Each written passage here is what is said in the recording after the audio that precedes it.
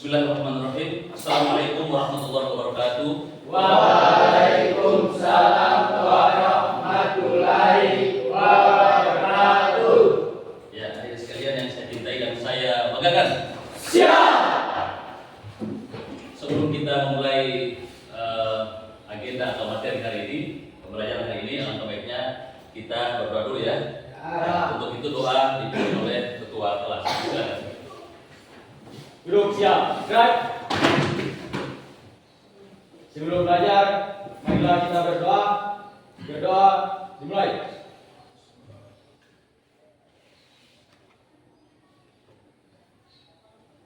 Berdoa selesai. Duduk istirahat cepat. Gerak. Saya dulu ya. Ya. Ya. Abdullah Tualu. Siap. Semangat Pak. Semangat. Oke. Ahmad Munung. Siap. Hadir Pak. Ya, hadir. Bagus. Alvarez Diji. Siap. Semangat Pak. Semangat. Ya. Alan Karmain. Siap. Hadir. Hadir. Ya. Idris Pilomani. Siap. Hadir. Hadir. Ya. Kevin Valencia. Siap. Hadir. Hadir. Ya. Ridho Rahmat. Siap. Ya. Hadir. Hadir. Oke. Ridwan Muta. Siap. Hadir. Ya, hadir. Revian Sakio. Siap. Hadir. Hadir. Oke. Ahmad Iji. Siap. Hadir. Ya, hadir ya. Bagus. Ellen Suma. Siap hadir. Hadir Ellen. Ya.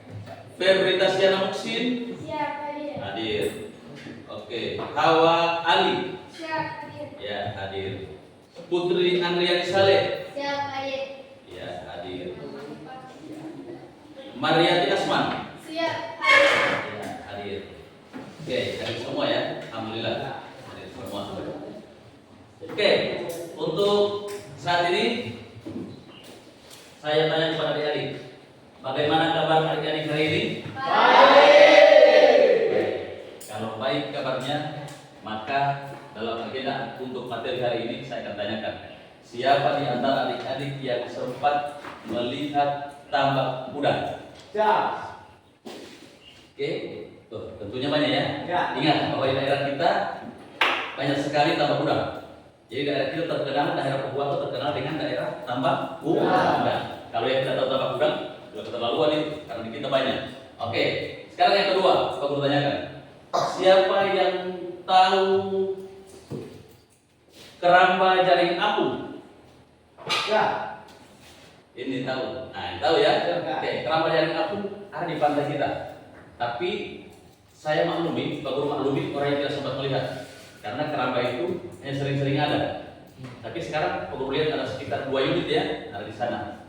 Jadi maklum kalau yang lain tidak melihat. Tapi kalau empang atau tambak udang, harus diketahui karena sudah jelas. Bisa ya? Oke. Karena sudah ketahui untuk tambaknya, ada yang bisa berbagi cerita sejenak? Siap. Saya Pak. Tahu? Siap. Boleh cerita. Ya. Ceritanya seperti apa? Oke, silakan dengarkan ya. Apa ceritanya? Baik. Ya. Dulu saya pernah diajak dengan saya Ya. untuk mencari kerang Pak Guru. Ya. Nah, tempat pencarian kerang ini di tambak yang sudah habis panen Pak Guru. Ya. Nah, tambak yang habis panen ini Pak Guru, airnya sudah surut. Nah, jadi selama saya di perjalanan Ya. di tempat pencarian kerang, saya banyak melihat tambak udang Pak Guru. Tapi hanya sebatas melihat, tidak mengikuti pengolahan begitu. Oh, sempat melihat saja ya. Ya. Jadi teman kita ini sempat ada lewat, kemudian ada dia jumpai setelah panen mungkin ya, pasca panen. Pasca panen ya, dia pasca panen kemudian teman kali ini melihat sudah tambak udang. Ternyata tambak udang yang pasca panen itu ya. Oke, saya paham ya. Ya. Oke, kira-kira dari situ penjelasan adik-adik kalian saya akan tampilkan video. Ya, saya tampilkan video. Jadi tambak udang sebatas untuk adik-adik bisa mengetahui ya. Ini proses aklimatisasi, penyesuaian suhu tubuh suatu aktivitas atau udang. Praktek SMK Negeri 1 Operasi. Kita melaksanakan penelitian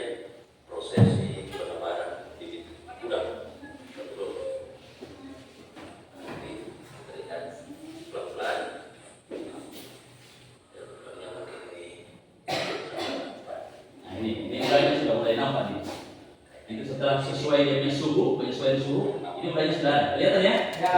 Nih, dan kecil. Itu bibitnya. Kalau seandainya tidak suhunya belum langsung sesuai, maka dia tidak akan keluar dari plastik. Makanya plastiknya cuma ditaruh. Di saat dia lihat suhunya dengan suhu tubuhnya antara air dan plastik sudah cocok, dia baru keluar. Saya paham ya? Ya. Oke. Siswanya dibagi dalam 3 kelompok teman, ya kelompok teman. Oke, sebatas ini sudah bisa ya? Ini di kolam atau di Tambah. tambah. Udah. Oke, bisa ya? Ya. Oke, kalau sudah bisa, saya tanyakan. Mengapa udang harus dipelihara dulu sebelum dijual? Ada yang tahu? Ya. Ya. Yang lain ada? Sebelum yang lain ada? Kenapa dipelihara dulu sebelum dijual? Oke, tidak ada? Oke, silakan. Karena udang yang sudah dipelihara itu sudah bisa dikonsumsi Pak Guru. Kalau belum dipelihara belum layak konsumsi. Ya, otomatis udang yang belum dipelihara masih kecil, Ya, belum waktunya dikonsumsi. udang konsumsi. Nanti sudah setelah dipelihara ya. Ya. Oke, kemudian apa yang bisa menyebabkan pembesaran itu gagal? Apa yang bisa menyebabkan pembesaran itu gagal atau pemeliharaan udang itu gagal?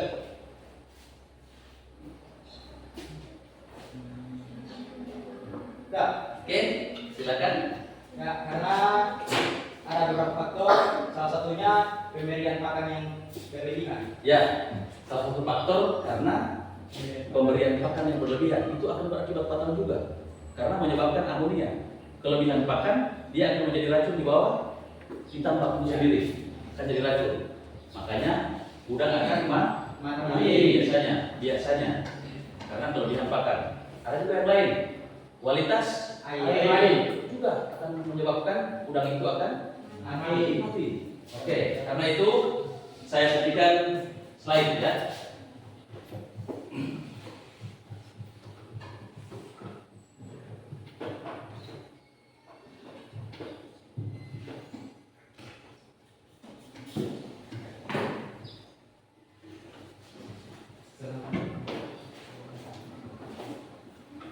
Ya, Bismillahirrahmanirrahim. Assalamualaikum warahmatullahi wabarakatuh. Sediakan slide ya.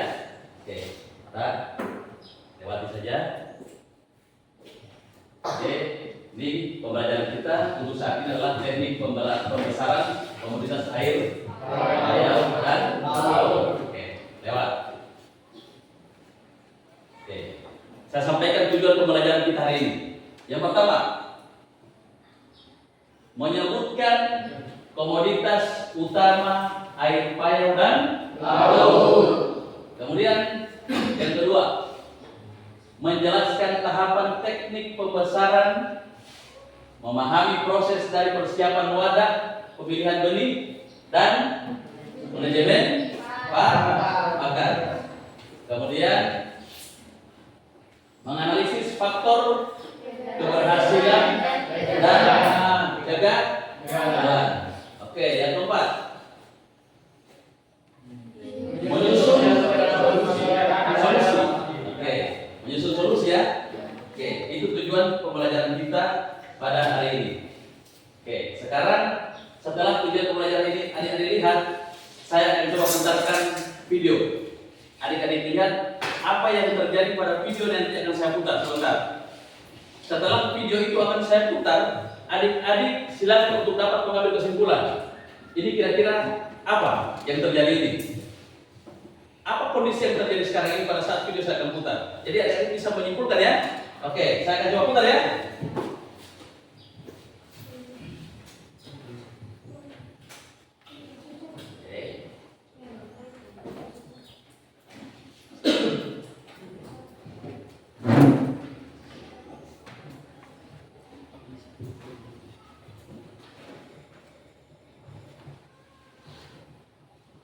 Ditemukan banyak udang yang mati, luar biasa guys. Kematian per hari bisa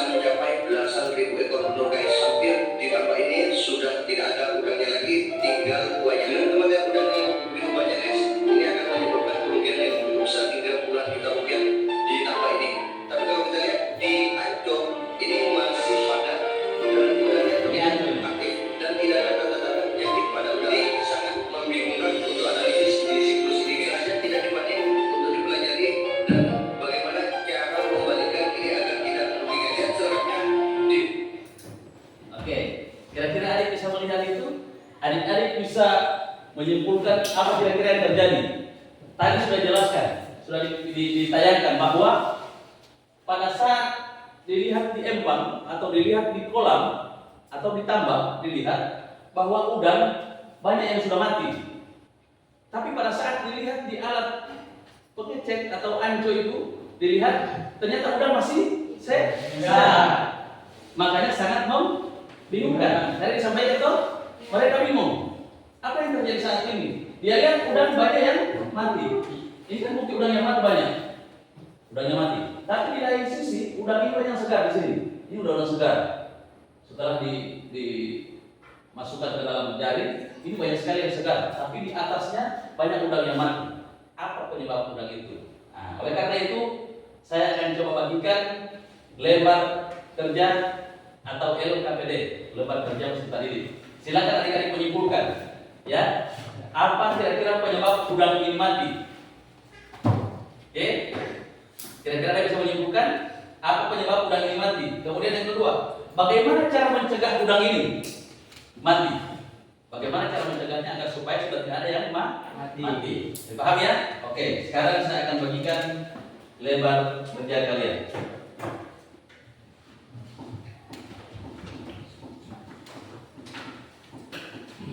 Silakan adik-adik untuk dapat membaca ini lembar kerja. Ini terdiri dari beberapa lembar.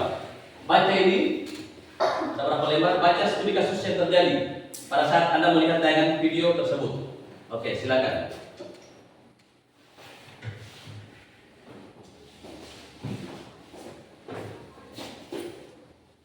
Silakan buka ya, buka dan baca. Kemudian baca. Silakan adik-adik untuk dapat melihat di internet. Ambil panduan pada internet. Kemudian catat.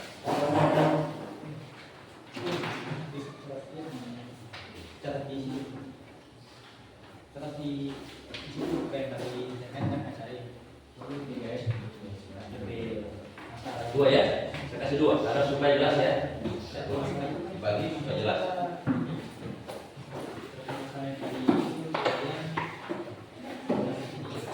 Dua-dua ya. Dua-dua.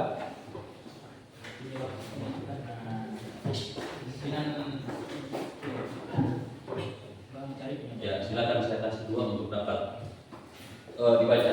Silakan adik-adik simpulkan. Lihat apa yang terjadi. Lihat pertanyaan yang ada pada studi kasus tersebut.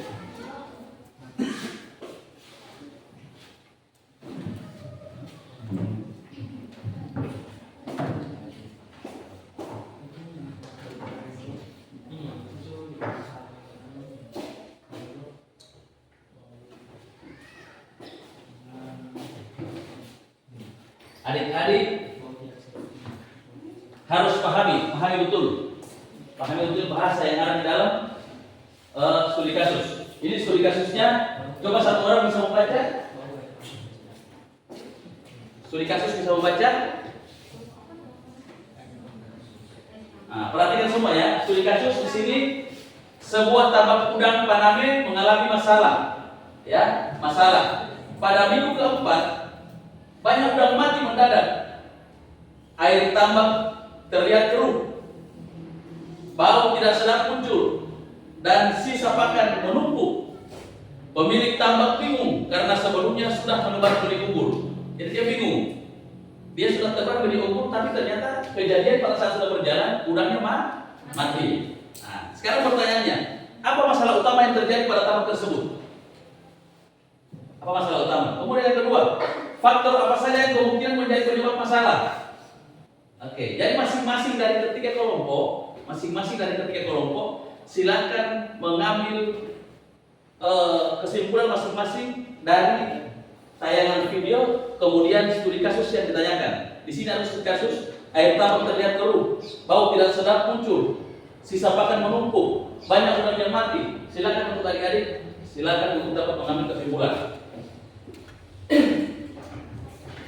Saya mau tanyakan, kira-kira bisa dipahami atau tidak ini? Ya, paham. Paham? Ya. Yang lain paham atau tidak? Paham. Oke, yang ini paham atau tidak? Paham. Oke, silakan.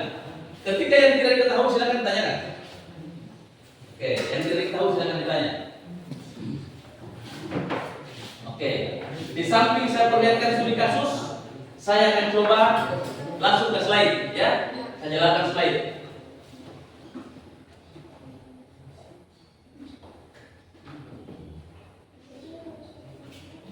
Oke, perhatikan slide saya tampilkan.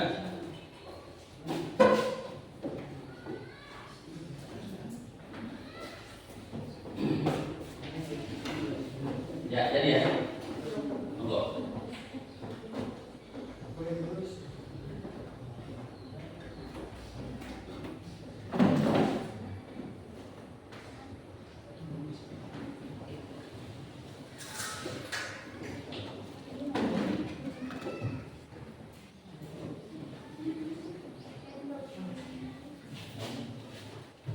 Oke.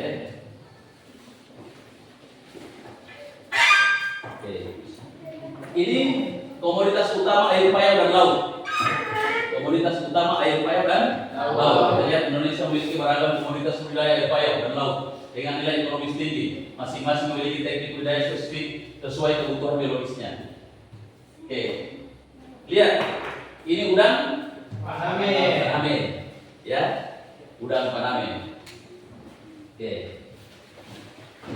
Di sini dijelaskan bahwa udang putih dengan pertumbuhan cepat, tahan penyakit dan populer di pasar ekspor.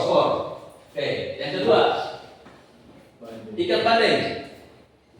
Ikan bandeng toleran terhadap salinitas luas, ya, cocok untuk polikultur dan memiliki daging berprotein tinggi. Ini bandeng, ini selalu kita lihat di pasar kita. Kemudian yang ketiga, ini ikan kerapu. Nah, kerapu sudah tulis dong? Ya. Ikan karang bernilai tinggi, ya, dengan pertumbuhan relatif cepat dan permintaan pasar yang stabil, bahkan sampai menambung tinggi deh. Ini ikan ini. Oke, lewat. Selain komoditas di atas, udang windu, rumput laut seperti Oceuma sp dan Gracilia sp serta ikan kakap juga menjadi komoditas penting dalam budidaya air payau dan laut Indonesia. Oke, kita lewat. Persiapan wadah. Ini punya langkah-langkah yang tadi perlu sampaikan pada saat tujuan pembelajaran. Persiapan wadah budidaya.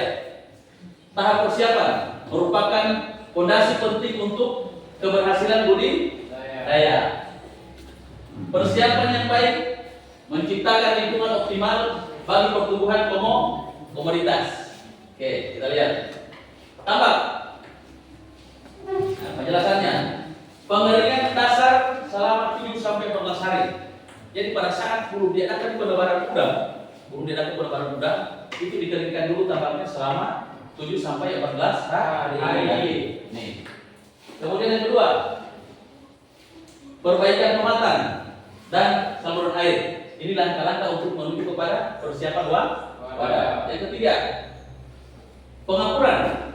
Jadi pada saat tambak ini sudah mau ditabur, mau ditaruh benih, terlebih dahulu dikapuri dulu. Makanya jangan heran di empang-empang atau di kolam-kolam atau di tambak ada sering-sering yang mereka taruh di dalam karung itu. Itu dikapuri dulu. Paham ya? Kita lihat ada ya. Kalau kita lewat ada karung-karung banyak tertaruh ya. Oke. Yang berikut, pemupukan untuk menumbuhkan pakan alami. Oke, yang berikut, pemasangan saringan pada pintu air. Nah ini dia pasang. Apa fungsi ini? Adik-adik bisa paham? Apa fungsi ini? Agar supaya ikan tidak akan keluar satu. Kalau air masuk biasanya ditahan dengan ini agar supaya kotoran-kotoran dari luar dan campuran ikan yang lain tidak akan masuk ke dalam tambak. Itu fungsinya. Jadi paham ya? Ya. Oke. Kemudian yang berikut, keramba jaring apung. Untuk keramba jaring apung, pemeriksaan dan perbaikan jaring. Yang kedua, ini untuk keramba, pemasangan pelampung dan pemerat. Yang ketiga, pemilihan lokasi dengan arus sedang. Kalau keramba masih gampang. terlihat gampang. Cuma seperti ini caranya. Yang berikut, penempatan dengan jarak aman antar unit. Kemudian yang berikut, pengikatan jaring dengan talian kuat. Yang berikut, persiapan wadah yang tepat akan meminimalkan risiko serangan penyakit dan menciptakan kondisi lingkungan yang optimal untuk pertumbuhan komunitas budidaya. Dipahami? Oke. Sekarang pemilihan dan penebaran benih. Oke, kita lihat. Kriteria benih berkualitas. Di sini ada ukuran seragam dan sesuai standar. Yang kedua, aktif berenang. Kira-kira sudah bisa dipahami ini. Aktif berenang dengan gerakan normal. Itu kriteria benih yang berkualitas. Kemudian yang ketiga, responsif terhadap pakan dan rangsangan. Dikasih makanan pakan, dia cepat makan atau cepat menangkap makanan. Itu respon. Respon itu cepat dapat perhatian, cepat dia. Dalam makanan. Kalau semua itu makanan. Itu pertanda bahwa benih itu berkualitas. Yang ketiga, warna cerah dan tidak pucat. Jadi kalau sudah pucat berarti tidak berkualitas. Kemudian yang berikut, bebas dari cacat fisik dan parasit. Oke, yang berikut, ukuran benih yang ideal, udang paname atau widu dengan PL 10 sampai PL 20. Apa maksud PL? Itu pos larva. PL itu pos larva. Apa maksud 10 dan 20? Sudah berumur 10 hari sampai 20 hari. Itu kalau udang paname. Kemudian yang kedua, bandeng atau meler 2 sampai 3 cm atau di gondongan 5 sampai 8 cm. Kalau dia langsung dilepas, ukurannya 2 sampai 3 cm, kira-kira segini dia. Panjangnya segitu. 2 sampai 3 cm ya, cuma segitu. Kalau dia sudah masuk di gondongan atau di satu tempat yang pembesaran sementara, kemudian dipindahkan, itu 5 sampai 8 cm sudah besar. 5 sampai bahkan 8 cm sudah besar, kemudian dipindahkan ke kolam besar atau ke tamak yang besar. Kemudian kerapu kakap. Kalau kerapu kakap 5 sampai 10 cm, agak sedikit besar. Kemudian yang berikut, kepadatan tebar. Nah, ini pada tebarnya. Sistem ekstensif, tambak yang tidak ada dinding beton, yang di bawahnya masih tanah, itu termasuk daripada sistem ekstensif. Udang 1 sampai 5 ekor per meter persegi sangkar. Kemudian bandeng 2.000 sampai 5.000 ekor per hektar. Oke, kita lihat. Kalau semi intensif, yang semi intensif itu adalah tambak yang di samping kiri dan kanannya itu ada beton, tapi di bagian bawahnya itu belum di beton atau masih tanah. Oke. Ukuran udangnya 10 sampai 30 ekor per meter persegi sangkar. Jadi 1 meter kolamnya begini 10 sampai 30. Karena kenapa? Semi intensif itu sudah menggunakan alat atau kincir air. Paham ya? Ya. Oke. Kemudian intensif, air intensif. Sudah banyak dapat melihat intensif yang sekarang kita antarkan siswa di tempat musibat.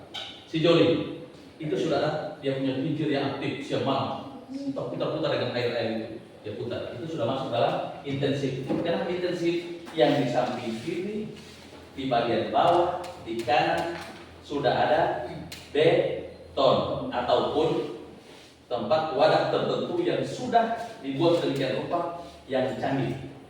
Paham ya? Ya. Paham. Kemudian lanjut. Aklimatisasi suhu yang tadi, yang di video tadi.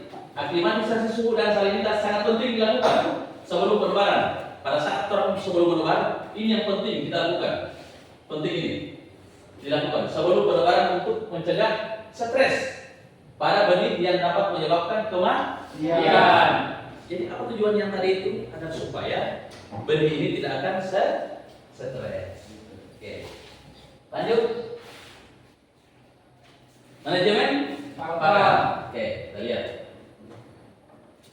Manajemen pakan, pengaturan pemberian pakan. dipakai prinsip 4 tepat dalam pemberian pakan.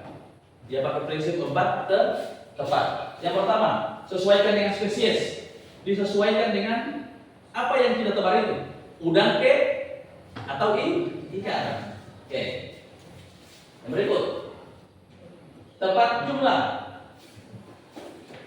3-5% dari biomasa. Biomasa total disesuaikan dengan sampling berkala. Dipahami?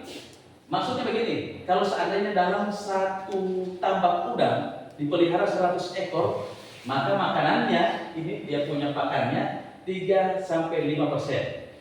Oke? Paham ya? Ya. Ya. Lanjut. Tepat waktu, jadi 4T, tepat waktu 2-4 kali sehari pada jam yang konsisten, pagi dan sore. Itu tepat waktu dalam pengontrolan. Dia kontrol. Jadi mereka di sana itu pada saat kalian yang sementara melaksanakan kegiatan PKM, orang punya kerja begini. Ada shift pagi, ada shift malam. Mereka itu standby melihat ini. Oke, lanjut. Tepat cara ya. Oke. Tersebar merata di seluruh wadah budidaya. Jadi mereka tersebar merata. Pada saat makanannya kita berikan, jangan memberikan di satu sisi. Kalau taruh di sini dia punya pakan. Tapi pakan kita lihat disebar di seluruh kolam atau area tambak yang ada. Disebar. Jadi pakannya sering dibawa orang-orang Bugis yang kita lihat sekarang. Mereka pegang itu tambak. Apa dia punya benih itu? Apa dia punya apa? Pakannya, makanannya, makanan atau pakan dia bawa, kemudian dilempar. Sama tambak dia biarkan. Dia putar-putar sambil memberikan pakan kepada udang agar supaya pemberian pakan itu merata. Nih, penggunaan feeding tray atau yang tadi. Apa yang tadi? Ancok. Yang segi 4 tadi. Penggunaannya untuk udang sangat direkomendasikan untuk memantau respon makan dan menyesuaikan jumlah pakan yang diberikan. Jadi tujuan daripada ancok itu untuk ini menyesuaikan respon makan. Dia melihat respon makan ikan atau respon makan udang atau komoditas yang dipelihara. Oke, kita lanjut ya. Jenis pakan yang umum digunakan, pakan buatan pelet dengan kadar protein 25-40%. Kira-kira ini sudah berapa kali dijelaskan ya? Oke. Kemudian pakan alami, plankton, kelekar lumut. Siapa yang bisa melihat lumut? Pernah? Ya.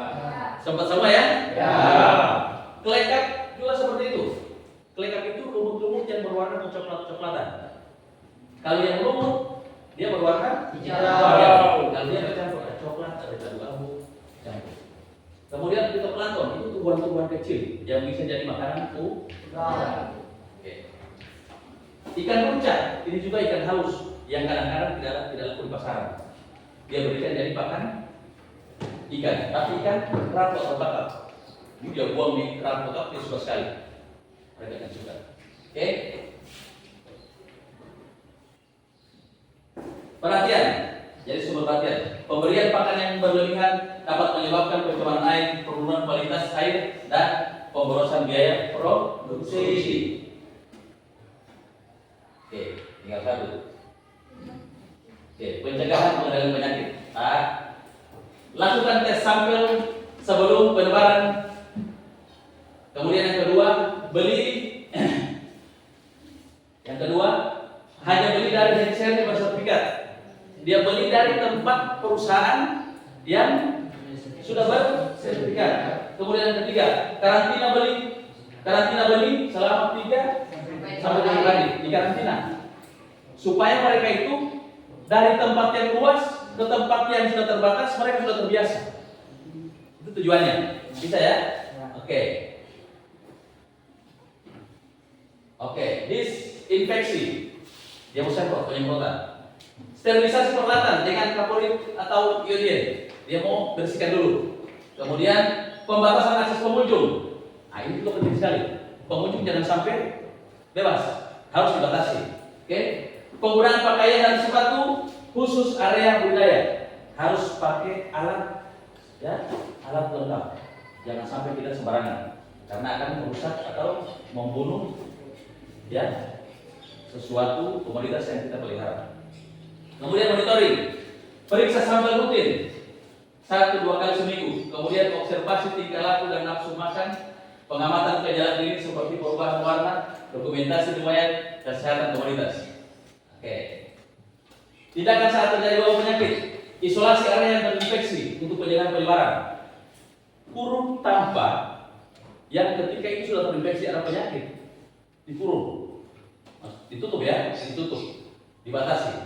Yang kedua, konsultasi dengan pakar kesehatan jika anak muda. Yang ketiga, pengobatan sesuai anjuran jika memungkinkan. Kemudian yang keempat, panen dini jika serangan sudah parah. Langsung panen ketika serangan sudah parah, atau artinya kematian sudah banyak, langsung panen. Ini udah. Kemudian disinfeksi tadi disemprot. Total setelah panen sebelum memulai siklus baru, sebelum pemeliharaan harus pakai dulu semprot semua dengan racun agar supaya ini bisa tidak akan membunuh lagi bakteri. Nih kuncinya. Mencegah lebih baik daripada mengobati dalam prinsip utama dalam manajemen kesehatan budidaya. Oleh karena itu, setelah penjelasan ini, adik-adik kembali lihat adik-adik punya lembar kerja. Setelah lembar kerja, dikerjakan lembar kerja setelah apa yang Bapak sampaikan. Terkait dengan apa yang dijelaskan, silakan adik-adik lihat dan didiskusikan. Oke? Oke, selamat bekerja. Oke, sebelum bekerja, kita akan coba dulu berdiri semuanya. Kita meeting. Ya. Ingat, meetingnya ini sangat membutuhkan perhatian adik-adik. Membutuhkan perhatian, adik-adik punya cara berpikir cepat, menangkap cepat. Siapa yang kuat dia punya pikiran, langsung buat apa? Tangkap dia cara pergerakan. Bisa? Ya. Ingat, Pak Guru akan coba dengan baca. Saya mau coba dulu dengan lafalan. Lalu dia, saya akan coba. Aku tahu, aku paham, aku bisa dan melakukan. Saya ulangi ya. Aku tahu, aku paham, aku bisa dan melakukan. Aku tahu, aku paham, aku bisa dan melakukan. Aku tahu, paham, bisa. Aku paham, bisa. Aku tahu, aku paham, aku bisa dan melakukan. Sekarang Pak Guru coba satu kali. Coba. Aku tahu, aku paham, aku bisa dan melakukan. Aku tahu, aku paham, aku bisa dan melakukan. Aku tahu, paham, bisa. Aku paham, bisa. Aku tahu, aku paham, aku bisa dan melakukan. Oke, teman-teman sekalian. Sekarang dengan gerakan. Aku itu kalian punya, ya aku. Tahu kalian punya kepala. Aku tahu. Kemudian paham, ini kalian punya ini. Paham. Jadi aku tahu, aku paham, aku bisa. Bisa tepuk tangan. Aku bisa dan melakukan kaki. Jadi kita bercontoh ya. Aku tahu, aku bisa. Aku paham ya. Aku tahu, aku paham, aku bisa dan melakukan. Aku tahu, aku paham, aku bisa dan melakukan. Awas. Aku tahu, paham, bisa. Tahu, paham, bisa. Aku tahu, aku paham, aku bisa dan melakukan. Aku tahu, aku paham, aku bisa dan melakukan. Aku tahu, aku paham, aku bisa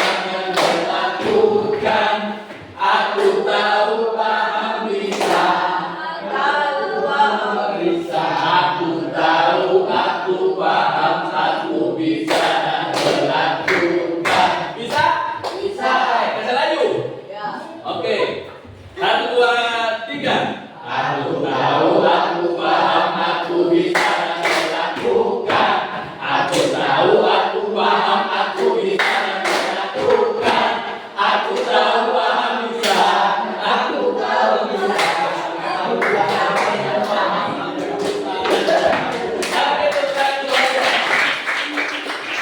sulit juga ya, membutuhkan pemikiran. Oke, silakan adik-adik. Silakan kerjakan. Kemudian kita akan diskusikan bersama. Waktu kira-kira kurang lebih 20 menit untuk kita melaksanakan kegiatan dari sekarang sampai diskusi. Ya, oke.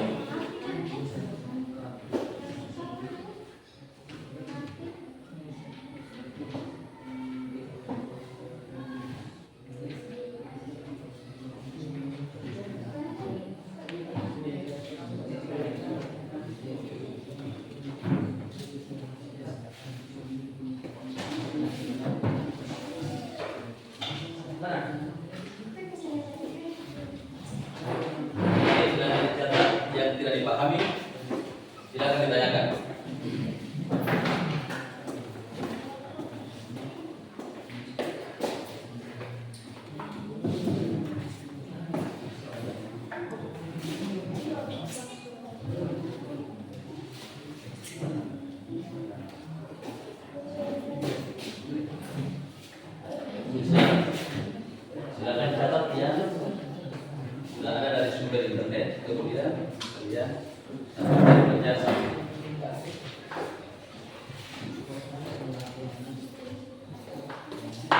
Jadi banyak studi kasusnya, kemudian apa yang ditanyakan kalian jawab.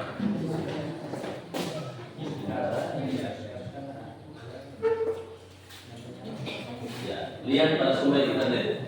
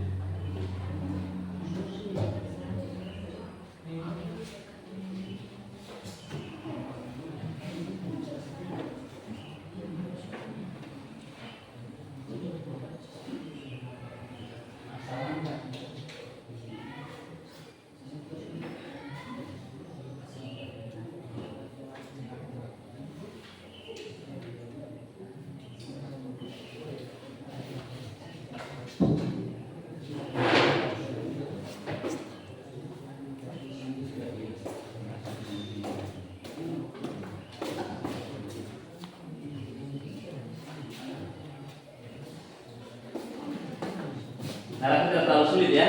Ya. Oke.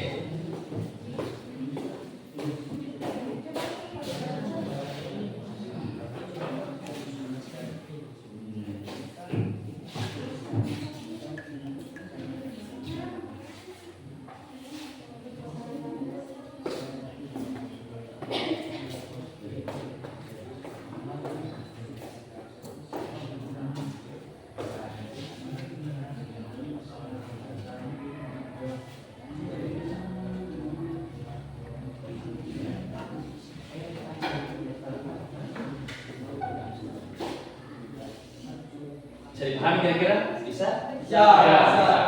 Silakan untuk adik-adik dapat mengambil kemudian tentukan masing-masing punya ya. Dari studi kasus yang ada siapkan, tentukan pilihan masing-masing. Kemudian adik-adik dapat mempresentasikan.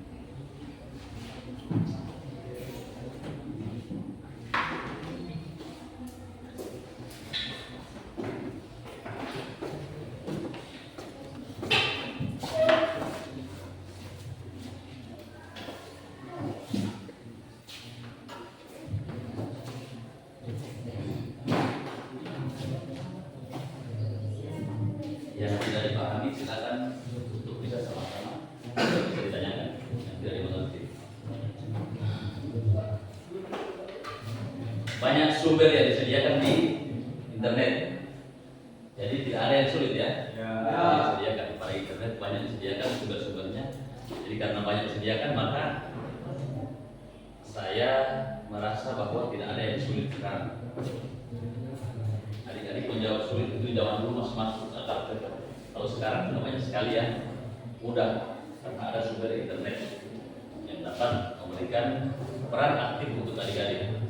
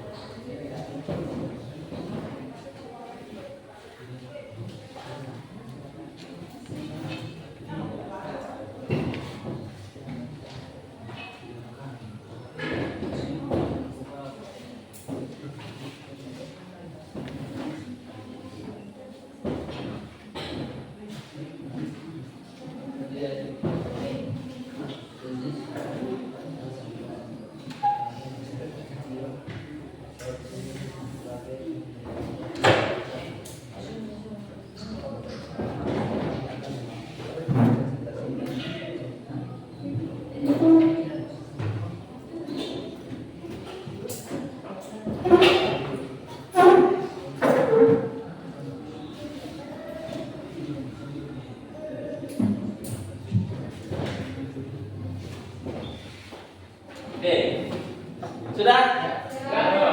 Yang lain? Sudah? Saya lihat seberang menit ya? Ya. Berapa menit? Yang lain sudah? Sudah? Sudah. Kira-kira kita sudah bisa mulai presentasinya? Ya. Oke. Saya langsung tunjuk, kita sepakati atau langsung ada yang mengambil peran yang sudah selesai, yang jadi kelompok untuk mengawali diskusi. Sama pertama, kelompok mana yang siap duluan? Siap. Oke, kelompok Satu. satu. Jadi kelompoknya jadi kelompok satu sudah dari awal ya. Satu, itu dua, itu kelompok tiga. Oke. Sekarang kelompok satu yang mulai. Ya, silakan untuk adik-adik dengarkan. Silakan kelompok satu.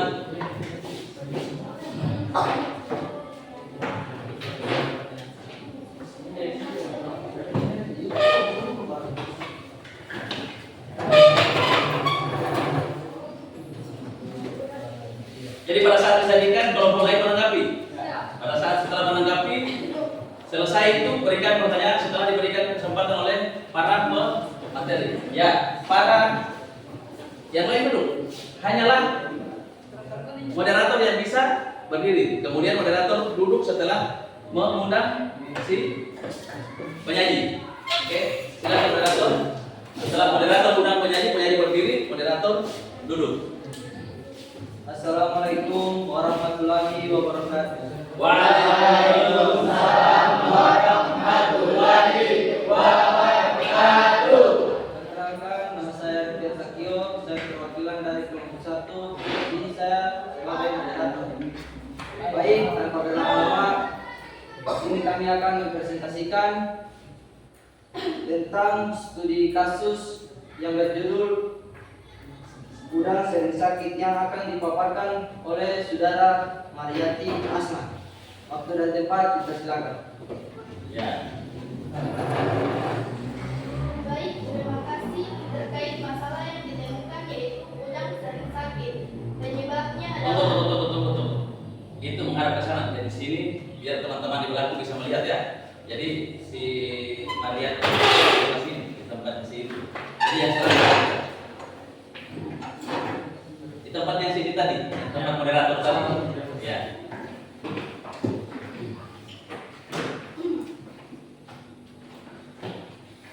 Baik, terima kasih. Terkait masalah yang ditemukan adalah udang yang sering sakit.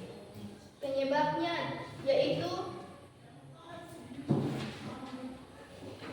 yang pertama, kondisi lingkungan yang buruk. Kedua, populasi udang yang terlalu padat. Ketiga, nutrisi dan pakan yang tidak seimbang. Selain penyebabnya, ada juga solusinya. Solusinya yaitu terbagi antara tiga. Yang pertama, memperbaiki dan menjaga kualitas air. Caranya dengan melakukan pergantian air secara tersial dan jangan drastis. Yang kedua, meningkatkan imunitas pada udang dengan cara memberikan pakan yang bergizi, seimbang dan berkualitas. Ketiga, menerapkan biosecurity dan Dengar menjaga baik-baik dengar. Teruskan. dan menjaga kebersihan tambak, yaitu dengan memastikan kolam budidaya selalu bersih dan terhindar dari kontaminasi air hujan atau banjir. Ada pula dampak dari peristiwa tersebut. Dampaknya ada pada budidaya dan ekonomi. Di antaranya yaitu karena yang pertama, kerugian dalam ekonomi. Yang kedua, gangguan pada produksi. Yang ketiga, pencemaran terhadap air. Sekian, terima kasih. Oke. Silakan untuk setelah disajikan oleh penyaji, maka si moderator dapat memberikan kesempatan kepada kelompok yang lain untuk bisa melakukan pertanyaan. Kalau kelompok lain silakan untuk moderator. Berhubung materi kami sudah dipaparkan, kami akan memberikan kesempatan kepada teman-teman untuk memberikan pertanyaan kepada kelompok kami. Waktu dan tempat silakan. Oke, jadi si pemoderator sudah memberikan kesempatan. Ada kelompok yang bisa menjawab, siapa yang bisa memberikan pertanyaan atau memberikan saran, silakan.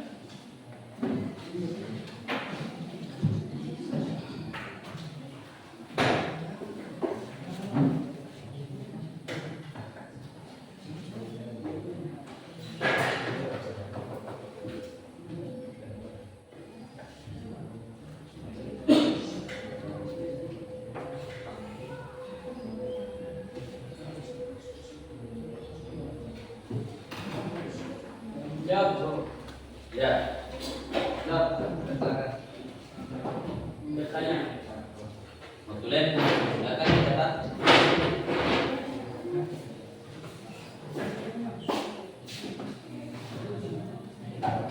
Saya ingin bertanya kepada kelompok 1. Saya ingin bertanya apa yang terjadi ketika nutrisi tidak seimbang. Siap. Apa yang terjadi jika nutrisi tidak seimbang? Ada lagi yang ingin ditanyakan? Siap. Baik, terima kasih. Saya akan bertanya, sebutkan dan jelaskan salah satu upaya untuk mengenai kuda yang sensitif. Siap. Dari pertanyaan tersebut, berikan kami waktu untuk mendiskusikan dari hasil pertanyaan teman-teman. Ya. Kan tepuk tangan. Silakan. Berikan kesempatan untuk diskusikan terkait dengan apa yang ditanyakan tadi ya. Ya. Oke.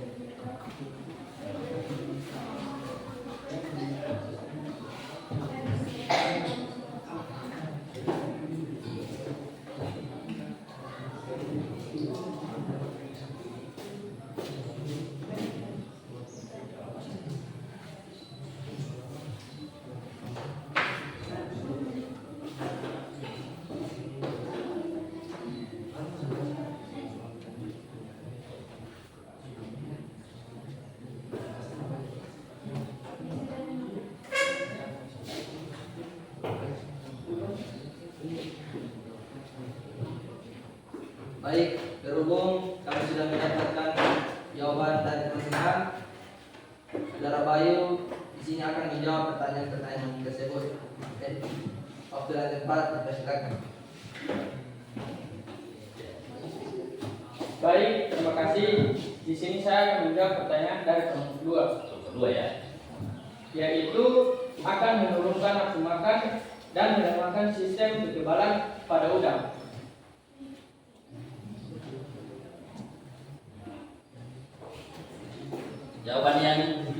Jawabannya bisa direspon atau tidak? Ditanyakan oleh moderator di sini.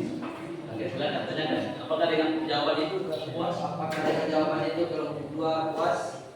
Puas. Oke. Silakan jawab pertanyaan untuk kelompok berikut. Cocok? Cocok dengan pertanyaan? Cocok. Oke, cocok. Kalau cocok silakan dilanjutkan untuk yang kelompok berikut. Di sini saya akan menjawab pertanyaan dari kelompok 3. Kelompok 3 ya. Ya. Yang pertama, memperbaiki dan menjaga kualitas air. Caranya dengan melakukan pergantian air secara virtual dan jangan drastis. Yang kedua, meningkatkan imunitas pada udang dengan cara memberikan pakan yang bergizi, seimbang, dan berkualitas. Yang ketiga, menerapkan biosecurity dan menjaga kebersihan tambak, yaitu dengan memastikan kolam budidaya selalu bersih dan terhindar dari kontaminasi air hujan atau banjir. Oke. Jawabannya apakah bisa di? Baik, apakah dengan jawaban tadi kelompok 3 sudah puas? Puas. Cocok ya? Oke, kalau cocok masih ada pertanyaan? Silakan. Apakah teman-teman masih ingin bertanya? Jika tidak ada, maka presentasi kami akan kami tutup. Sekian dari kami. Wabillahi taufiq wal hidayah. Wassalamualaikum warahmatullahi wabarakatuh. Waalaikumsalam.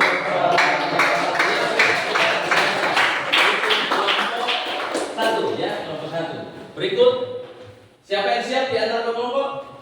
Kelompok 2. Oke, sikat waktunya ya. Sikat.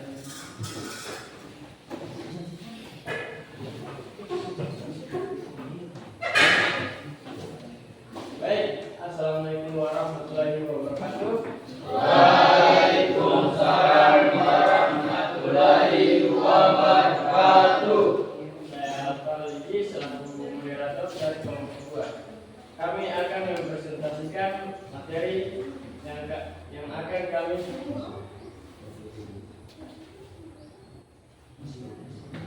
Sajikan. yang akan kami ambil dari khusus Studi kasus. studi kasus, yaitu air tambak keruh, yang akan mempresentasikan lebih jelas saudara Amsidi, dipersilakan. Baik, terima kasih. Assalamualaikum warahmatullahi wabarakatuh. Waalaikumsalam warahmatullahi wabarakatuh.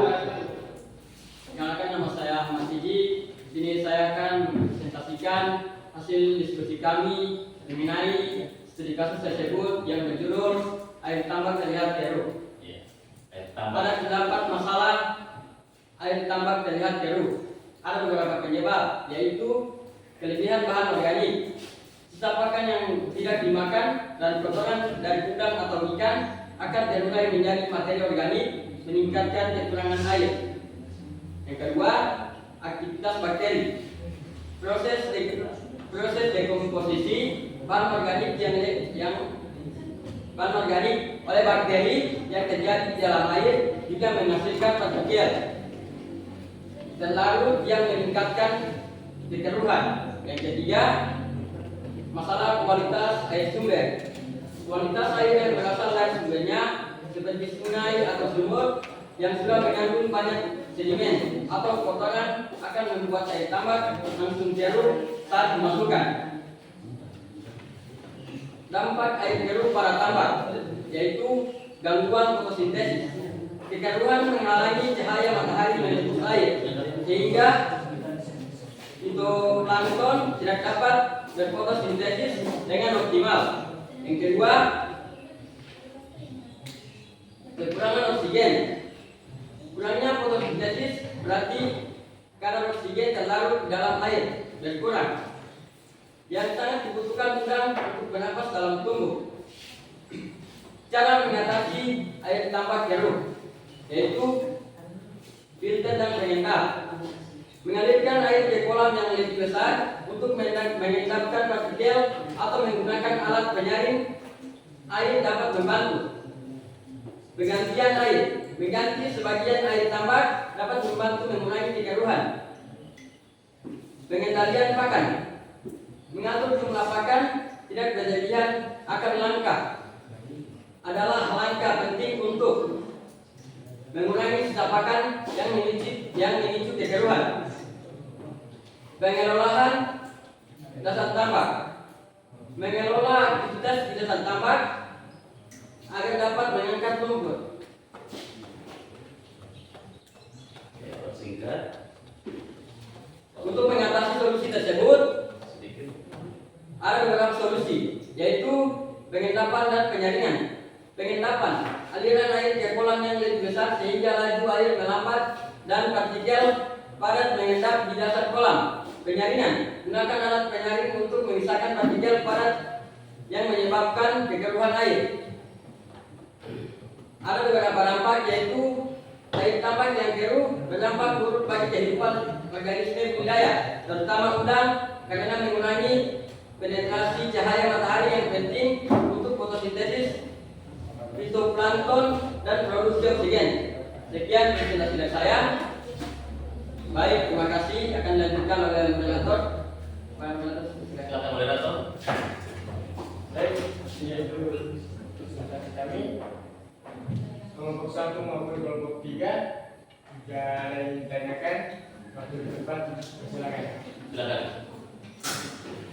Saya kira untuk pertanyaannya mohon sedikit cepat ya. Kalau memang ada pertanyaannya silakan. Karena waktunya sedikit lagi.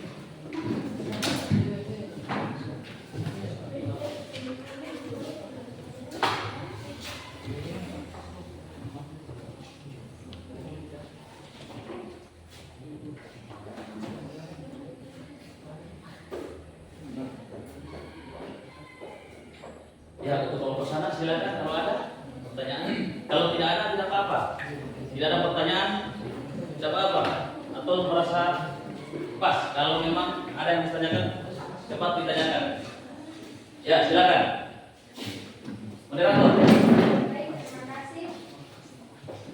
Apa yang akan terjadi ketika air tambak kelebihan bahan organik? Nah, tulis. Tulis.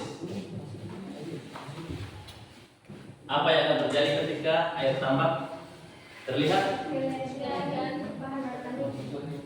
kelebihan bahan? Apa yang akan terjadi jika air tambak kelebihan bahan organik? Ada lagi yang mau ditanyakan? Oke, untuk kelompok ini tidak ada ya? Tidak ada? Ya, mereka sudah pas. Untuk kelompok yang sana, kelompok 3, disilakan untuk dijawab. Bagian jawab untuk meminta jawaban. Ya, kiranya bisa dilihat ya. Bisa dilihat dengan cepat ya. Waktu sedikit lagi.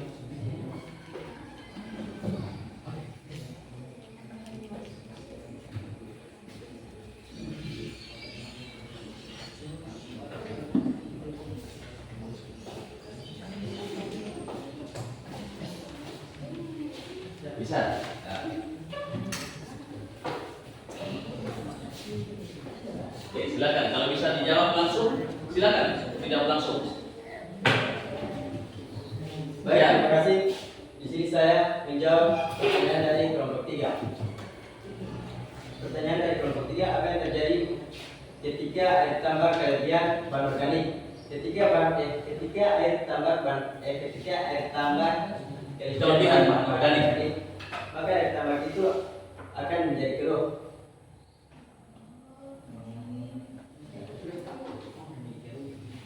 Berarti penyebab air keruh memang pas cocok. Kelebihan bahan organik itu jadi keruh. Akibat keruh. Ya. Oke. Apakah kelompok 3 sudah puas dengan jawaban kami? Puas ya? Ya. Apakah saran lagi tidak ada? Ya. Oke. Kalau tidak ada, silakan tanyakan lagi. Kelompok 1 ada yang ditanyakan? Pas. Oke, pas. Tutup. Jika sudah tidak ada, maka kita tutup. Assalamualaikum warahmatullahi wabarakatuh. Oke, waalaikumsalam.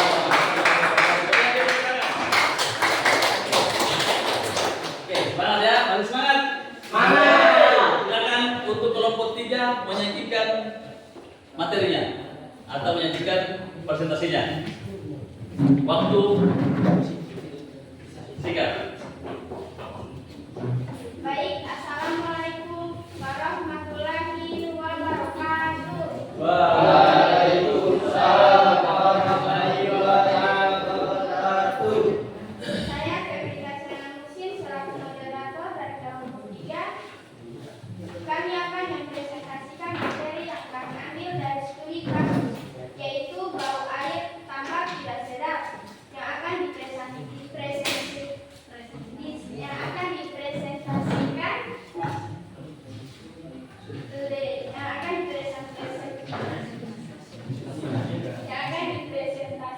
lebih jelas oleh saudara ketua. Untuk itu waktu dan tempat dipersilakan. Baik, terima kasih para moderator. Nah, di sini saya akan memaparkan lebih jelas mengenai materi yang telah kami ambil yang berjudul bau air tambak tidak sedap. Nah, penyebab utama Bau air tambak tidak sedap. ya, penyebab bau tidak sedap pada air tambak yaitu disebabkan oleh penumpukan limbah organik yang dari sisa pakan, feses ikan, dan plankton mati, yang kemudian memicu produksi gas beracun seperti amonia dan hidrogen sulfida atau yang disingkat H2S yang disebabkan oleh bakteri, dan sehingga kualitas air menurun dan dapat menyebabkan kematian pada organisme budidaya. Nah, di samping penyebab pasti ada solusi. Nah, kami juga mendapatkan solusi untuk mengatasi bau tambak yang tidak sedap. Nah, cara mengatasinya itu kita dapat menggunakan karbon aktif untuk menyerap amonia di bau dan menambahkan kloronasi atau tawas untuk membunuh bakteri. Yang terakhir, menggunakan asam fumat untuk menetapkan pH dan menyerap racun, serta mengoptimalkan aerasi untuk meningkatkan kadar oksigen dan mencegah pembusukan. Nah, ada juga dampak bau dari air tambak, yaitu yang pertama dampak kualitas air, dampak lingkungan, dan ya, yang dampak terjadi hanya mengaruhi dua faktor saja. Yang pertama dampak kualitas air dan dampak lingkungan. Nah, hanya itu presentasi dari kami.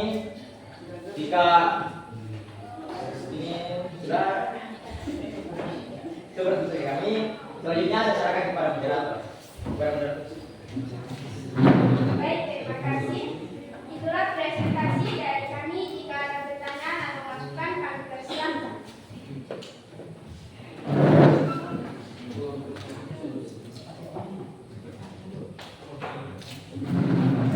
Apakah kelompok 1 ingin bertanya atau kelompok 2? Kami persilahkan.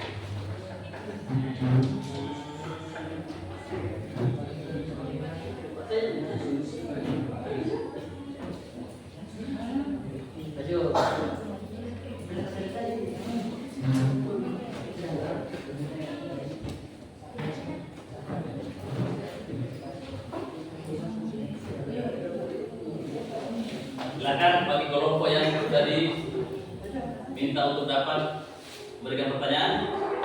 Oke, silakan moderator. Terima dari kelompok. Baik, kami persilahkan. Kelompok berapa? Kelompok 1. Kelompok 1. Ya, silakan. Baik, saya akan menanyakan bagaimana solusi untuk mengatasi bau tidak sedap pada air tambak. Baik, terima kasih. Kelompok 2. Puas. Baik, berikan kami waktu sedikit untuk berdiskusi.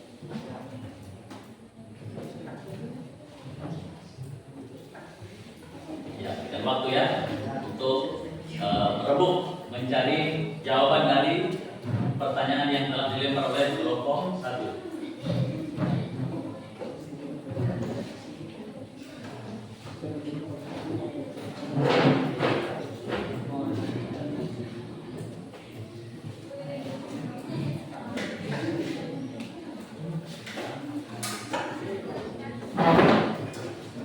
Mana penghapus?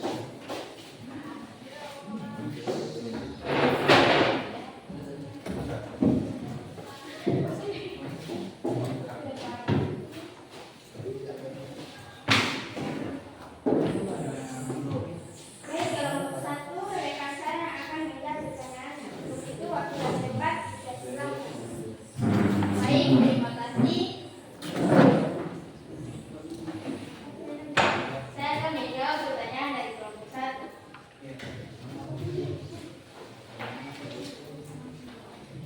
Bagaimana solusi untuk mengatasi bau tidak sedap pada air tambak?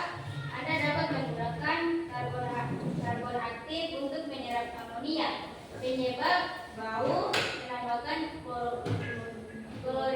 klorinasi atau tawas untuk membunuh bakteri, menggunakan asam fumat untuk menetralkan pH dan menyerap racun, serta mengoptimalkan aerasi untuk meningkatkan kadar oksigen dan mencegah pembusukan. Itulah jawaban dari kami. Jika ada salah kata mohon dimaafkan. Baik, terima kasih atas perhatiannya. Selanjutnya saya serahkan kepada moderator.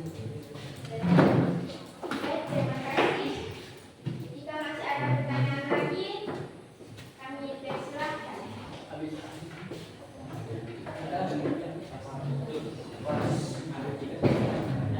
Ya, ada pertanyaan?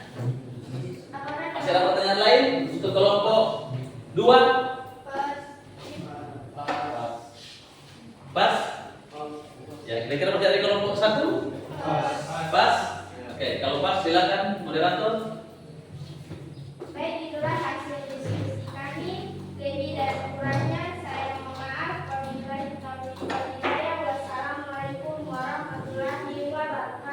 Ya, berikan. Adik-adik sekalian, ternyata diskusi itu akan menyenangkan apabila adik-adik semua paham dengan apa yang didiskusikan. Karena sesuatu yang kita diskusikan kalau kita nyambung, insya Allah semua bisa terjawab dengan baik. Ya, tidak ada yang sulit. Kalau adik-adik benar-benar belajar, insya Allah ke depan kita akan berhasil. Ya, kita akan berhasil. Dari apa yang kita pelajari deh, kalau kita sungguh-sungguh, ya, mempelajari dengan baik, sungguh-sungguh dalam mempresentasikan perhatian atau memberikan perhatian terhadap orang lain yang mempresentasikan, kita saling menghargai, apalagi dibutuhkan kerjasama yang baik, ya, dibutuhkan kerjasama yang baik. Insya Allah semua tidak ada yang sulit, akan membuahkan hasil. Oke, sekarang kita refleksi. Kita refleksi.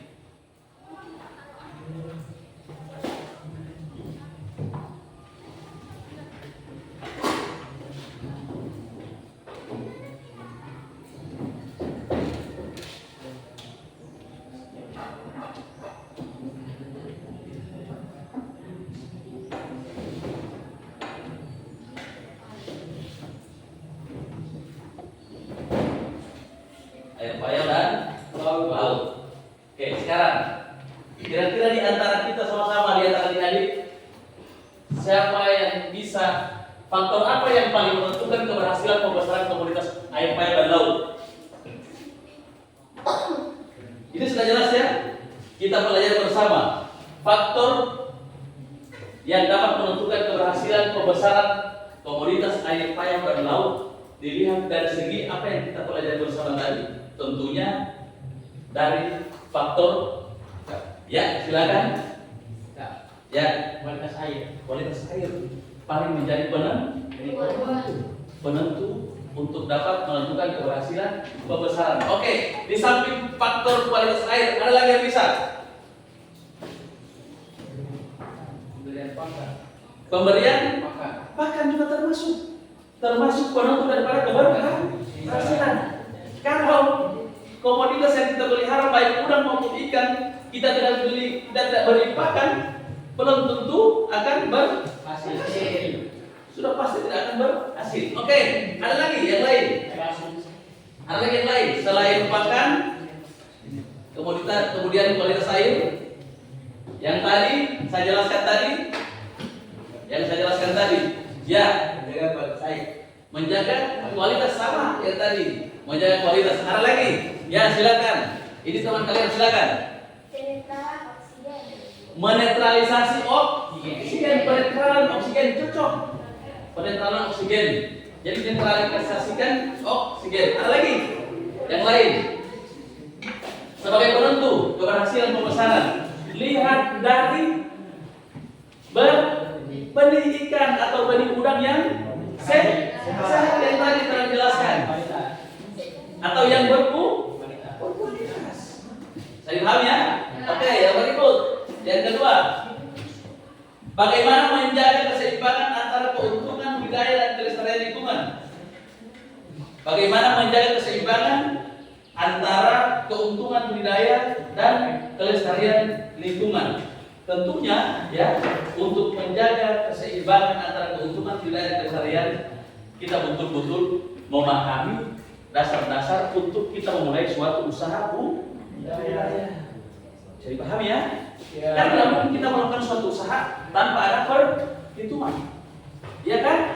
Sebelum kita melakukan suatu usaha budidaya, tentunya ada keseimbangannya. Kita harus pahami dulu bagaimana cara kita untuk melakukan budidaya. Tentunya kita hitung dulu, ada perhitungan tertentu. Kemudian di saat kita melakukan budidaya ini, budidaya apa yang kita lakukan itu, kita pelihara, kita lihat juga ada pasaran tidak di negeri kita. Contoh, kita akan pelihara di daerah kita ikan lele di sini, khusus di sini mungkin kurang peminat. Ya. Sementara adik-adik memperbanyak komoditas ikan lele. Untung atau tidak? Tidak. Laku di pasaran atau tidak? Tidak. Tentunya tidak laku. Ya. Jadi kita lakukan hal-hal yang buat keseimbangan di daerah itu sendiri. Jadi paham ya? Ya. Kalau sudah Sudah bisa dipahami? Kita refleksinya. Silakan adik-adik lihat sementara. Adik-adik harus bisa menjawab kemudian apa yang dipelajari hari ini. Oke, ada yang tahu apa yang kita pelajari hari ini?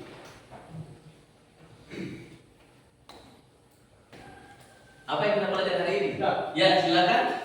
Baik, yang sudah kami pelajari hari ini yaitu pentingnya menjaga beberapa faktor yang sudah dijelaskan tadi seperti kualitas air dan kualitas air dan benih agar produksi atau budidaya ikan berhasil. Ya, menentukan keberhasilan suatu budidaya. Terus kita pelajari itu hari ini. Karena yang kita pelajari adalah kematian suatu komoditas atau kematian udang.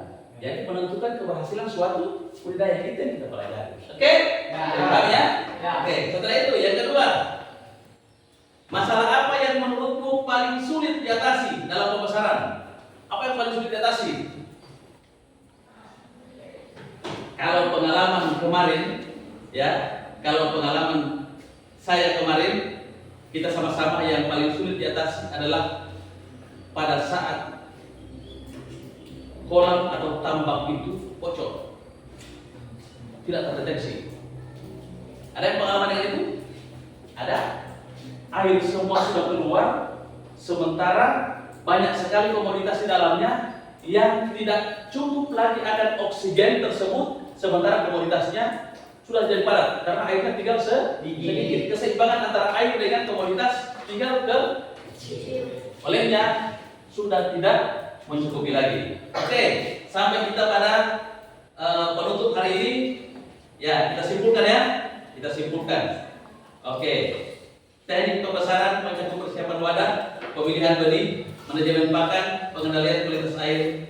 Oke, kita simpulkan bahwa persiapan wadah tentunya harus disiapkan sedini mungkin atau sebagus mungkin untuk kita memulai kegiatan budidaya.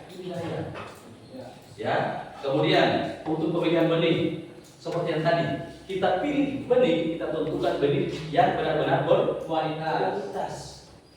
Benar-benar benih yang berkualitas agar supaya pada saat pemeliharaan nanti tidak akan mengalami kematian. Itu yang satu, tidak akan cacat, diperiksa baik-baik. Kemudian yang ketiga, manajemen pakan yang tadi sudah dijelaskan. Pakannya benar-benar diatur.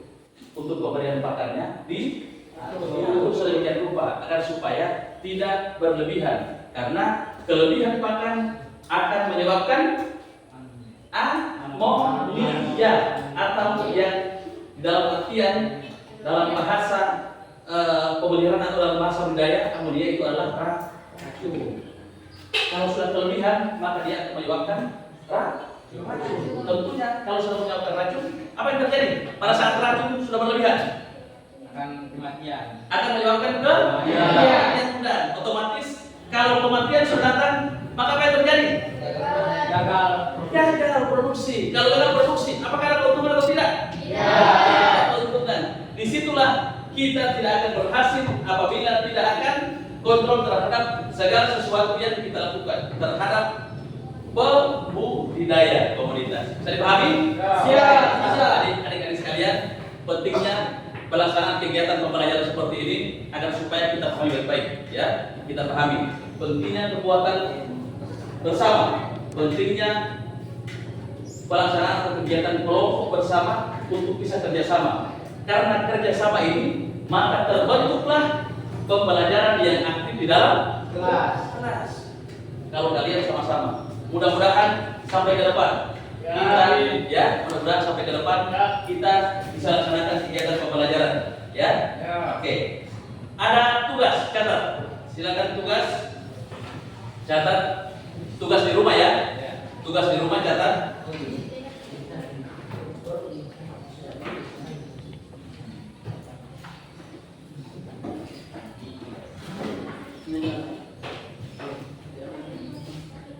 Catat ya. Buatlah bagan alur alur teknik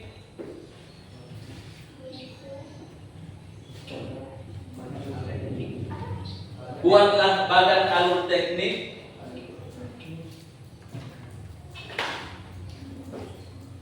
pembesaran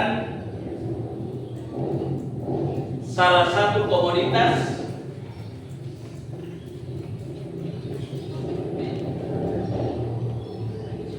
baik udang,